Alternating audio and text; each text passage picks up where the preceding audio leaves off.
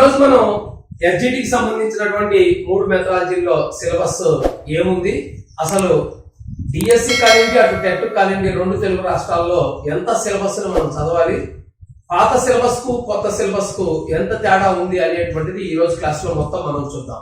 గమనించండి, ఈ యొక్క విషయ సూచికలో మనం గమనించినట్లయితే మొట్టమొదట మనం చదవాల్సినటువంటి అంశాలు ఏంటి అంటే అసలు బోధన అంటే అర్థం ఏంటి, దానిలో భారతీయ విద్యా విధానానికి సంబంధించినటువంటి అంశాలు ఏంటి అనేటువంటిది మొట్టమొదటి మనం గమనించాల్సినటువంటి అంశం ఉంది.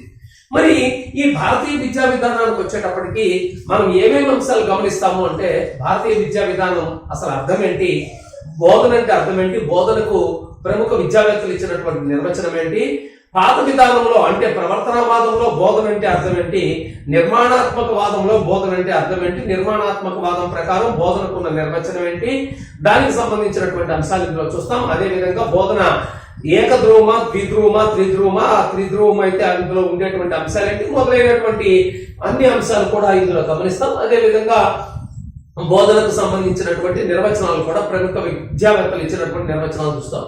ఇట్లా భారతీయ విద్యా విధానానికి వచ్చేటప్పటికి అసలు భారతీయ విద్యా విధానానికి మూలాలు ఎక్కడ ఉన్నాయి, ఆ మూలము అయినటువంటి తత్వము ఏ విధంగా భారతీయ విద్యా విధానాన్ని ప్రభావితం చేసింది, అందులోంచి వచ్చిన వాదాలు ఏంటి, ఆ వాదాలకు అనుగుణంగా ఆదర్శవాదము నుంచి నిర్మాణాత్మక వాదం వరకు, అంటే ఆదర్శవాదం ఏం చెప్పింది, ప్రాకృతికవాదం ఏం చెప్పింది, వ్యవహారిక సత్తావాదం ఏం చెప్పింది, అందులో భాగాలైనటువంటి అందులో మార్పు చెందినటువంటి అంశాలైన ప్రవర్తనవాదం ఏం చెప్పింది, నిర్మాణాత్మక వాదం ఏం చెప్పింది, ఈ నిర్మాణాత్మక వాదం వరకు ఈ భారతీయ విద్యా విధానానికి సంబంధించిన మొత్తం అంశాలు చూడాలి. దీనికి అనుగుణంగా మళ్ళా బోధనా పద్ధతులు, ఈ వాదాల నుంచి బోధనా పద్ధతులు ఎలా రాబట్టబడ్డాయి, మనం ఏ విధంగా ఆ బోధనా పద్ధతులు ఉండేటువంటి అంశాలు చూడాలో ఇందులో మొత్తం మనం చూస్తాం. ఇంత అంశాలు ఇందులో గమనించాలి. మరి రెండవది అసలు ఈ బోధనకు సంబంధించినటువంటి మనం గమనిస్తే ఒక విద్యా ప్రక్రియలో అంటే బోధనా ప్రక్రియలో మనం ఎందుకు ఏమిటి ఎలా అనేటువంటి 3 అంశాలు ప్రధానంగా గమనిస్తాం. ఎందుకు అనేటువంటిది మనం సాధించాల్సిన లక్ష్యాలు, అంటే ప్రజెంట్ నిర్మాణాత్మక వాదంలో మన సిలబస్ అనుసరించి ఆ ఎందుకు అనేటువంటిది మనం సాధించాల్సినటువంటి విద్యా ప్రమాణాలను సూచిస్తాయి. మరి ఆ వాటికి సంబంధించినటువంటి ఉద్దేశాలు, లక్ష్యాలు, స్పష్టీకరణలు ఇవి పాత సిలబస్ అనుగుణంగా అంటే అసలు ఒరిజినల్ గా ఉండేటువంటి బ్లూమ్స్ టాక్సానమీకి అనుగుణంగా ఉండేటువంటి అంశాలు, వాటి నుంచి రాబట్టబడిన నిర్మాణాత్మక పదంలో ప్రస్తుతం మనం ఏర్పాటు చేసుకున్నటువంటి అంశాలైనటువంటి విద్యా ప్రమాణాలు అంటే అర్థమేంటి, వాటికి సంబంధించినటువంటి అభ్యసన సూచికలు ఎలా ఉంటాయి, వాటికి సంబంధించిన అంశాలు మొత్తం గమనిస్తాం. సో ఉద్దేశాలు, లక్ష్యాలు, స్పష్టీకరణలు, బోధన ఉపకరణాలు అంటే అర్థం ఏంటి, అభ్యసన ఉపకరణాలు అంటే అర్థం ఏంటి, ఆ రెండింటి మధ్య తేడా ఏంటి, అభ్యసన అనుభవాలు ఎలా ఉంటాయి, అభ్యసన అనుభవాలు లక్ష్యాన్ని సాధించడంలో ఎలాంటి పాత్రను పోషిస్తాయి, అసలు అభ్యసన అనుభవాలు ఎన్ని రకాలుగా ఉంటాయి, ఆ అభ్యసన అనుభవాలను అనుసరించి ఎడ్గార్ డేల్ ఆ అభ్యసన అనుభవాలను ఏ విధంగా శంకులు అమర్చాడు, వాటిని తరగతి గదిలో ఏ పాఠ్యాంశం బోధించేటప్పుడు ఆ శంకుని ఎలా అమర్చాలి, ప్రాథమిక తరగతిలో పూర్వ ప్రాథమిక తరగతిలో శంకు ఎలా ఉండాలి, ఉన్నత తరగతులకు వచ్చేటప్పటికి శంకు ఎలా మార్పు చెందాలి, దాంట్లో ఉండేటువంటి ఒక్కొక్క స్థాయిని ఏ విధంగా మనం గమనించాలి అనేటువంటి పరిపూర్ణమైనటువంటి విశ్లేషణ ఇందులో ఉంటుంది. ఇది పూర్తిగా తరగతి గదిలో ఉండేటువంటి పాఠ్యాంశాలకు అనుగుణంగా శంకు నిర్మాణం చేసుకోవాల్సినటువంటి అవసరం ఉంటుంది. ఇది ఒకటి. నెక్స్ట్ లక్ష్యాల వర్గీకరణ. అసలు బ్లూము చెప్పినటువంటి లక్ష్యాలు ఎన్ని రంగాల్లోనికి వర్గీకరించబడ్డాయి, లక్ష్యం యొక్క ప్రాధాన్యత ఏంటి, ఈ బోధనా ప్రక్రియలో లక్ష్యం ఉండేటువంటి ప్రాధాన్యత ఏంటి అనేటువంటి అంశంతో పాటు అవి ఎన్ని రంగాల్లో వర్గీకరించబడ్డాయి అనేటువంటి అంశాలతో పాటు అత్యంత కీలకమైనటువంటి విలువలు అనేటువంటి పాఠ్యాంశాన్ని కూడా మనం గమనిస్తాం. అయితే ఇక్కడ విలువలు అనేటువంటి పాఠ్యాంశాన్ని మనం నేర్చుడిగా నేర్చుకోకుండా మనం ఈ విలువ అనేటువంటిది అసలు దీనికి పునాది ఎక్కడ ఉంది అనేటువంటి భారతీయ విద్యా విధానంలో మళ్ళీ మనకు కనిపిస్తుంది. సో ఆ రెండింటిని మళ్ళా మనం అనుసంధానం చేసుకుంటూ నేర్చుకున్నట్లయితే అత్యంత సులభంగా పాఠ్యాంశాన్ని మనం నేర్చుకోవడం జరుగుతుంది. అదేవిధంగా నెక్స్ట్ అంశాలు మనం గమనించినట్లయితే గణితంలో బోధనాభ్యసన పరివర్తన. అసలు గణితంలో బోధనాభ్యసన అంటే అర్థం ఏంటి, గణితంలో బోధనాభ్యసన ఎలా పరివర్తన చెందింది, మార్పు ఎలా చెందింది అనేటువంటి అంశాలు, అదేవిధంగా NCF 2005లో గణితానికి సంబంధించినటువంటి అంశాలు ఏంటి, అదేవిధంగా ఆ ప్రజెంట్ గణితంలో ఉండేటువంటి అంటే విద్యా ప్రక్రియకి సంబంధించి గణితానికి అనుసంధానించినప్పుడు సమస్యలు ఎలా ఉన్నాయి, ఆకాంక్షలు ఎలా ఉన్నాయి, దార్శనికత ఎలా ఉంది అనేటువంటి 3 అంశాలను మళ్ళీ మనం ఇందులో గమనిస్తాం. అదేవిధంగా APSC Andhra Pradesh state curriculum framework 2011లో SFG state focus group ఇచ్చినటువంటి ఆధార పత్రం ఏంటి? ఈ ఆధార పత్రంలో మనం గణితాన్ని ఏ విధంగా బోధించాలని సూచించింది, విభిన్న సబ్జెక్టులను ఏ విధంగా బోధించాలి అనేటువంటి అంశాలను మనకి ఇందులో పొందుపరచడం జరిగింది. ఈ అంశాలు కూడా మనం గమనించాల్సినటువంటి అవసరం ఉంది. గన్ షాట్ క్వశ్చన్ ఉంటుంది ఇందులో. దీని తర్వాత మరి ఇప్పుడే మనం ఇందాక అనుకున్నట్టు ఇక్కడ లక్ష్యాలు అయితే ఇక్కడ విద్యా ప్రమాణాలు. సో వాటిలో ఆ విద్యా ప్రమాణాలు గణితంలో ఎలా ఉంటాయి, సాంఘిక శాస్త్రంలో ఎలా ఉంటుంది, విజ్ఞాన శాస్త్రంలో ఎలా ఉంటుంది. ఇప్పుడు నేను గర్వంగా మీకు మళ్ళీ ఒక అంశం చెప్తున్నాను. ఇప్పటి వరకు మీరు చూసినటువంటి అనేక రకాల వీడియోల్లో కంటే లేదా ఎక్కడైనా విన్న క్లాసుల్లో కంటే మీరు ప్రజెంట్ మన క్లాసులో అద్భుతమైనటువంటి విద్యా ప్రమాణాల మీద గన్ షాట్ క్వశ్చన్ 3వ తరగతి అంటే సాధారణంగా 1వ తరగతి నుంచి మనం 10వ తరగతి వరకు విద్యా ప్రమాణాలు ఏర్పాటు చేసుకున్నాం. కానీ ఈ విద్యా ప్రమాణాలు అనేటువంటివి మనకి కొంతమేర టఫ్ గా స్టార్ట్ అయ్యేది 3వ తరగతి నుంచి 10వ తరగతి వరకు. మన బుక్ లో మనం చెప్పినటువంటి బుక్ లో క్లాస్ నోట్స్ లో 3వ తరగతి నుంచి 10వ తరగతి వరకు ప్రతి ఒక్క టాపిక్ మీద విద్యా ప్రమాణం అన్ని అంశాలు మన పుస్తకంలో ఇవ్వడం జరిగింది. మీరు జాగ్రత్తగా అలా ఒకసారి దాన్ని రెఫర్ చేసినట్లయితే కంప్లీట్ గా అందులో ఉన్న క్వశ్చనే రేపు ఎగ్జామ్ హాల్లో ఉంటుంది. దీని నుంచి వేరే క్వశ్చన్ వచ్చే ప్రసక్తే లేదు మ్యాథమెటిక్స్ లో. ఇక సైన్స్ సోషల్ లో విద్యా ప్రమాణాలు పరిశీలించడం లేదా వాటిని పట్టుకోవడం చాలా సులభంగా ఉంటుంది. బట్ మ్యాథమెటిక్స్ వచ్చేటప్పటికి దీని పరిధి విస్తృతం కాబట్టి మ్యాథమెటిక్స్ లో విద్యా ప్రమాణాలు అనేటువంటివి కొంత మేర మనం గట్టిగా డెప్త్ గా నేర్చుకుంటే తప్పితే దీనిలో బిట్టు రాయలేనటువంటి పరిస్థితి. సో ఆ ఇతర తరగతులకి మన తరగతులకి ఎంత తేడా అనేది మీరు ఈ క్లాస్ లో గమనిస్తారు. ఇక దీని తర్వాత మనం గమనించినట్లయితే అసలు అభ్యసన సూచికలు విస్తృత ఉదాహరణలతో దీంట్లో సంబంధించిన అంశాలు. తర్వాత నిర్మాణాత్మక వాదం, గణిత వాదాలు. గణితంలో ఎన్ని రకాల వాదాలు ఉన్నాయి, ఆ 3 వాదాలు ఏమేమి అంశాలు చెప్పినాయి అనేటువంటి అంశాలను కూడా మనం అంటే గణితానికి సంబంధించి వచ్చేటప్పటికి ఒకటి తార్కిక వాదం ఏం చెప్తుంది, లేకపోతే సహజ విజ్ఞానవాదం ఏం చెప్తుంది, సంప్రదాయవాదం ఏం చెప్తుంది, మ్యాథమెటిక్స్ లో ఈ 3 వాదాలు ఎలా ఉన్నాయి అనేటువంటి అంశాలతో పాటుగా నిర్మాణాత్మక వాదం అసలు ఏం చెప్తుంది ప్రజెంట్ ఉండేటువంటి దాంట్లో, పియాజే యొక్క సంజ్ఞానాత్మక వికాస సిద్ధాంతం ఏం చెప్తుంది, వైగాట్స్కీ యొక్క సిద్ధాంతం ఏం చెప్తుంది. సో ఈ సోషియో కల్చరల్ థియరీ అనేటువంటి వైగాట్స్కీ ఉండేటువంటి థియరీ, ఆ థియరీ ఏం చెప్తుంది, వీళ్ళిద్దరు సంబంధించి వాళ్ళు ప్రతిపాదించిన భావనలు, కాన్సెప్ట్స్ అనేటువంటివి ఎలా ఉంటాయి, కాన్సెప్ట్ ఫార్మేషన్ ఎలా జరుగుతుంది, కాన్సెప్ట్ లో ఎన్ని రకాల కాన్సెప్ట్స్ ఉన్నాయి, కాన్సెప్ట్ ఎన్ని రకాలుగా వర్గీకరించబడింది, అందులో ఎగ్జాంపుల్స్ అంటే అవి మ్యాథమెటిక్స్ ని బేస్ చేసుకొని మనం పూర్తిగా ఇందులో విషయాలను చదివించాల్సినటువంటి అవసరం ఉంది. ఇందులో కూడా ఖచ్చితంగా ఒక బిట్ రావడానికి వస్తుంది. ఇక నెక్స్ట్ది అత్యంత కీలకమైనటువంటి టాపిక్ బోధనా పద్ధతులు.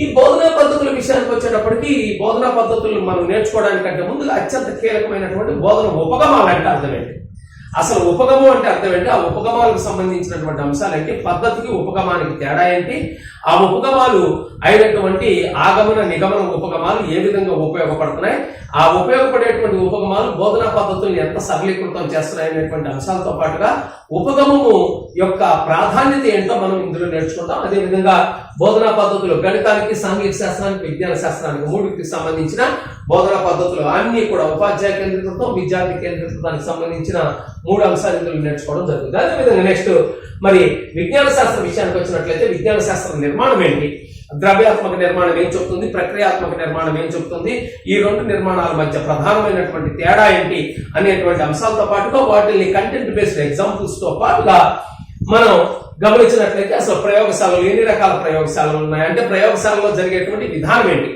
పాత సిలబస్ లో ప్రయోగశాలలో రకాలు ఉండేది, ప్రజెంట్ కొత్త సిలబస్ లో ప్రయోగశాలలో రకాలు కాదు, ప్రయోగం చేసే విధానంలో రకాలు అనేటువంటివి ఇక్కడ మనం గమనించాల్సినటువంటి అంశం ఉంది. ఆ కిట్స్ ఏంటి, ఇందులో విజ్ఞాన శాస్త్రానికి బోధించడానికి అవసరమయ్యేటువంటి అక్వేరియం ఏంటి, వెవేరియం ఏంటి, టెర్రేరియం ఏంటి, హెర్బేరియం ఏంటి, మరియు వైజ్ఞానిక ప్రదర్శనలు అనేటువంటివి, చార్టులు, క్లబ్, మ్యూజియం, ఇవన్నీ కూడా సాధారణంగా మనం అనీత విద్య అంటాం, లేదా విద్యలో భాగంగా కూడా వీటిని వాడుకుంటూ ఉంటాం. సో కోకరికులర్ యాక్టివిటీస్ గా వీటిలన్నింటినీ మనం విజ్ఞాన శాస్త్ర బోధనలో వాడుకుంటాం. అంటే వీటిలన్నింటినీ కూడా వనరులు అనేటువంటి టాపిక్ కింద మనం మొత్తం చదవాల్సినటువంటి అవసరం ఉంది. దీని తర్వాత మనం గమనించినట్లయితే అసలు గణిత శాస్త్ర క్లబ్. ఇప్పుడు మ్యాథమెటిక్స్ విషయంలో గణిత శాస్త్ర క్లబ్ ఏంటి, ప్రదర్శన బలలేంటి, గ్రాఫిక్ ఉపకరణాలు, సాంఘిక శాస్త్ర బోధన ఉపకరణాలు, పాఠ్య పుస్తకము, వోగల్స్, స్పాట్ చెక్, ఎవాల్యుయేషన్ స్కోర్ మరియు హంటర్స్ స్కోర్ కార్డ్, ఇతర మందులు. ఇవి మూల్యాంకనం, పాఠ్య పుస్తకాన్ని మూల్యాంకనం చేసేటువంటి రకాలు. ఇందులో గన్ షాట్ క్వశ్చన్ ఉంటుంది.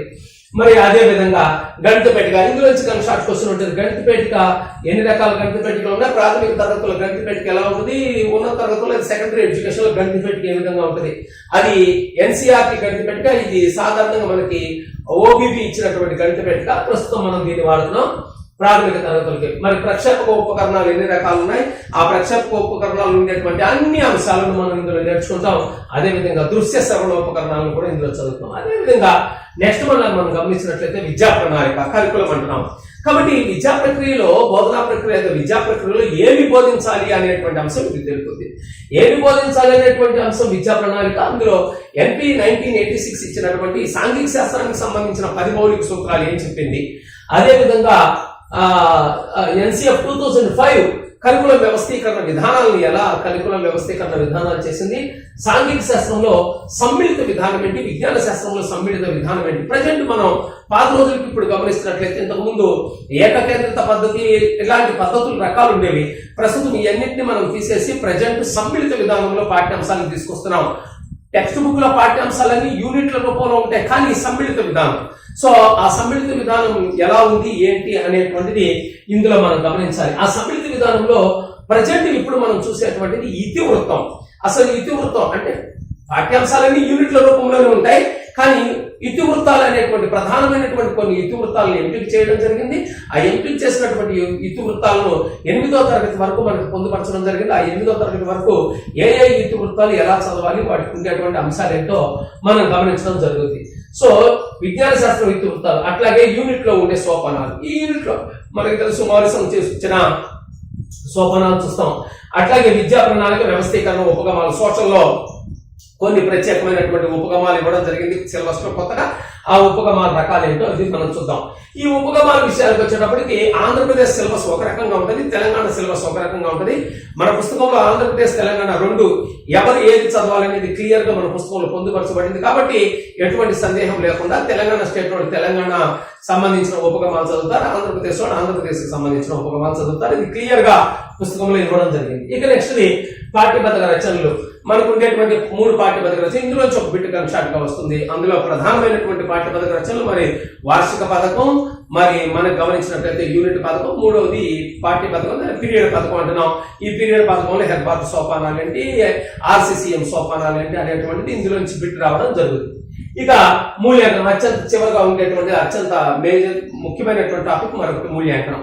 ఇప్పుడు ఈ మూల్యాంకనం వచ్చేటప్పటికి ఇంతకుముందు కేవలం మూల్యాంకనం ఉండేది. ఇప్పుడు మనకి మూల్యాంకనంతో పాటు మదింపు అనేటువంటి మరొక ప్రక్రియ చేరడం జరిగింది. విస్తృతమైనటువంటి ప్రక్రియ మూల్యాంకనం కంటే. ఎందుకు మదింపు విస్తృతమైంది, మదింపుని చేయడానికి ఉపయోగపడేటువంటి అంశాలేంటి, సో ఇన్స్ట్రుమెంట్స్ ఏమేమి ఉన్నాయి అనేటువంటివి అన్నింటినీ కూడా మనం చూడాలి మదింపు చేయడానికి. ఇందులో అత్యంత కీలకమైనది రూబ్రిక్స్. రూబ్రిక్స్ అంటే అర్థం ఏంటి, అసలు రూబ్రిక్స్ ఎట్లా వాడాలి, రూబ్రిక్స్ యొక్క ఉపయోగం ఏంటి, రూబ్రిక్స్ టీచర్కి ఏ విధంగా ఉపయోగపడుతుంది, రూబ్రిక్స్ ద్వారా పిల్లల్ని ఏ విధంగా మనం గ్రేడింగ్ చేస్తాం అనేటువంటిది, అంటే బోధనలో నేర్పించడానికి ఏ విధంగా గ్రేడింగ్ చేస్తాం అనేది గమనించాలి. ఇవన్నీ ఇందులో నేర్చుకుంటాం. ఇక 3 తర్వాత వచ్చేటప్పటికి మనం విడివిడిగా అసలు గణితం ఏంటి, గణిత స్వభావం ఏంటి, గణిత స్వభావం సంబంధించిన శాస్త్రవేత్తలు ఏం చెప్పారు, గణితంలో ఏమేమి ప్రధానమైన అంశాలు ఉన్నాయి, గణితీకరణ ప్రక్రియలు అంటే అర్థం ఏంటి, డైరెక్ట్ హెలెక్ నమూనాలు ఏంటి, అందుకు సంబంధించినటువంటి అంశాలు ఏంటో అన్నిటిని కూడా ఇక్కడ మనం గమనిస్తాం. వీటితో పాటుగా the building blocks of mathematics, గణితాన్ని నిర్మించడంలో అత్యంత ప్రాథమిక అంశాలకు ఉపయోగపడేటువంటి అంశాలు ఏంటి, బిల్డింగ్ బ్లాక్స్ అంటారు ఇంగ్లీష్ లో. So the building blocks of mathematics అనేటువంటివి ఏంటి చూస్తాం. అందులో ప్రపోజిషన్స్ అంటే ఏంటి, యాక్సియమ్స్ అంటే ఏంటి, క్వాంటిఫైర్స్ అనేటువంటివి ఏంటి, ఇవన్నీ కూడా మనం ఇందులో గమనించడం జరుగుతుంది గణితంలో. అట్లాగే సాంఘిక శాస్త్రం, అదనపు సమాచారం.